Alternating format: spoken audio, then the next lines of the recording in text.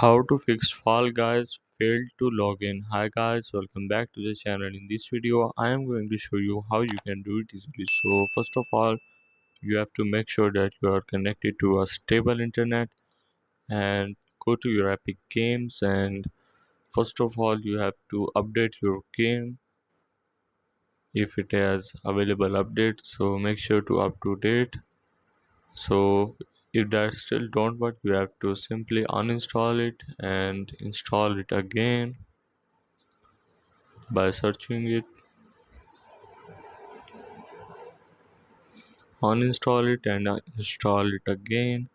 So if that even don't fix this, you have to go to your Windows, go to your settings first of all, and see if there is any update available for your window, and make sure to update your Windows. So I hope this will fix your issue. So this is how to fix Fall Guys failed to log in.